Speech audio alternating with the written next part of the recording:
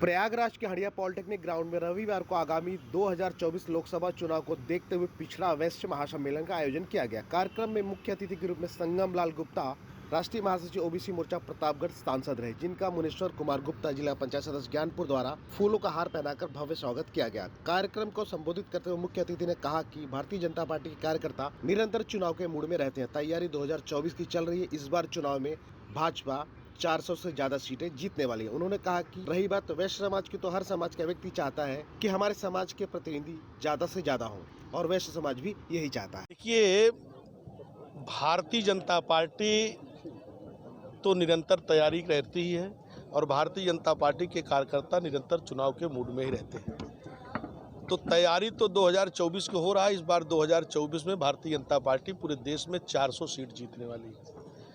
रही बात वैश्य समाज की, तो वैश्य समाज, हर समाज का व्यक्ति चाहता है कि हमारे समाज से प्रतिनिधि हो, तो वैश्य समाज भी चाहता है कि हमारे समाज से ज़्यादा प्रतिनिधि हो। तो उसमें हक और अधिकार की लड़ाई तो हर समाज करता है, तो वैश्य समाज भी अब जागा है, तो वैश्य समाज भी कर रहा है अपने हक और अधिकार की लड़ाई।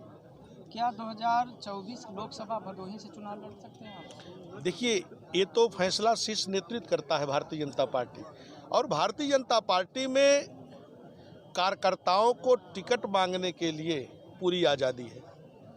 हर कार्यकर्ता टिकट मांग सकता है और भारतीय जनता पार्टी ही एक ऐसा दल है जो बूथ का अध्यक्ष राष्ट्रीय अध्यक्ष बन सकता है, बूथ का अध्यक्ष मंत्री सांसद विधायक बन सकता है, क्योंकि यही पार्टी कार्यकर्ता बेस की पार्टी है। आज हंडिया में पिछड़ा वैश्य महासम्मेलन का आगाज मुनेश्वर गुप्ता की अगुवाई में किया गया। लाखों की भीड़ यहाँ पर है, इसके बारे में क्या कहना है? देखिए, मुनेश्वर गुप्ता निरंतर जनता के बीच में जनता के लिए लड़ाई लड़ते हैं, काम करते हैं। जिला पंचायत सदस्य जब से जनता ने इनको चुना है, ये निरंतर जनता के बीच में काम करते हैं, और इसके पहले भी 2022 के चुनाव में भी ये पूरी ताकत के साथ विधानसभा का टिकट मांग रहे थे, लोकसभा का भी टिकट मांग रहे हैं।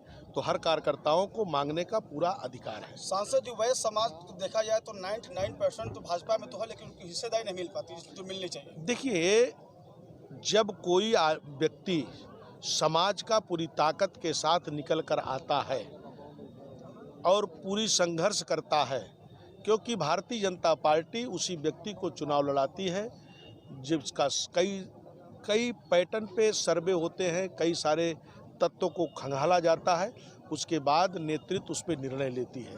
तो भारतीय जनता पार्टी में वैश्य समाज 90 नहीं 100% वैश्य समाज भारतीय जनता पार्टी का मूल वोटर है। हंडिया पॉलिटेक्निक में जो लाखों की भीड़ उमड़ी है, इससे क्या लगता है कि भदोही से कोई वैश्य समाज का नेता मुनेश्वर जैसे लोग यहाँ के प्रतिनिधित्व कर सकते हैं? देखिए, हर व्यक्ति को मांगने का अधिकार है, तो पार्टी का शीर्ष नेतृत्व ही डिसाइड करता है टिकट के बारे में।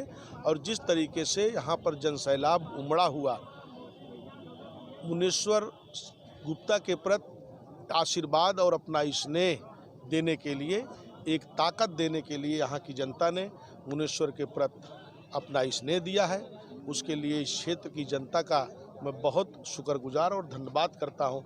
इतनी बड़ी संख्या में एक कोई बड़ा नेता आ जाए तो उसके लिए इतनी संख्या में लोग इकट्ठे नहीं हो पाते हैं, और एक साधारण सा कार्यकर्ता भारतीय जनता पार्टी का, उसके आह्वान पर इतने लोग यहाँ इकट्ठा हुए हैं। इसका मतलब यही होता है कि व्यक्ति जब काम करता है तो उसकी लोकप्रियता भी बढ़ती है। आप पिछड़ा मोर्चा के राष्ट्रीय महासचिव हैं और ये पिछड़ा वैश्य का महासम्मेलन था, तो आप क्या इस आवाज़ को आगे तक? देखिए, इस आवाज़ को जब इतनी बड़ी संख्या में लोग इकट्ठे होते हैं तो सरकार की कई सारी एजेंसियां लगी होती हैं, और कई सारी एजेंसियां भी सरकार तक इस खबर को पहुंचाने का काम करती हैं। हम भारतीय जनता पार्टी के ओबीसी मोर्चे के राष्ट्रीय महामंत्री हैं, और महामंत्री के नाते भी हम इस बात को भी ऊपर पहुंचाने का काम करेंगे। क्या है? देखिए, ये पिछड़ा वैश्य सम्मेलन का जो कार्यक्रम आज रखा गया, जो लाखों की संख्या में लोग आए हैं, पहली बात तो मैं उनको चरण वंदन करता हूँ, प्रणाम करता हूँ, जिन्होंने मेरे छोटे से कार्यकर्ता के ऊपर इतना बड़ा विश्वास किया।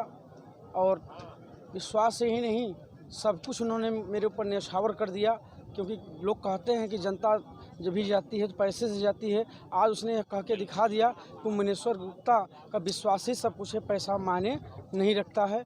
और ये संदेश मैं देना चाहता हूँ कि हम एक हैं, क्योंकि पहले पिछड़ा वैश्य समाज जो है शटर बंद करने के लिए जो है वो बाध्य नहीं होता था, और आज मुनेश्वर गुप्ता के आह्वान पर वैश्य समाज के पिछड़े वैश्य समाज के लोगों ने अपना शटर जो है आज बंद गिराया है। मैं इसके लिए उनको बहुत बहुत धन्यवाद देना चाहता हूँ। क्योंकि देखा जाए तो कार्यक्रम से पहले कई पार्टी के लोग तंज कसते थे कि यहाँ पर वैश्य समाज की वोट नहीं है, और देखा जाए तो जब भारतीय जनता पार्टी की टीम आती थी या एजेंसियाँ आती थी तो वैश्य समाज को भदोही में 50,000 करीब गिराया जाता था पूरे वैश्य समाज को मिला करके। तो आज जो लाखों की भीड़ उमड़ी है, इससे क्या प्रेरित होता है? देखिए, लाखों की जो भीड़ उमड़ी है यही एक संदेश है।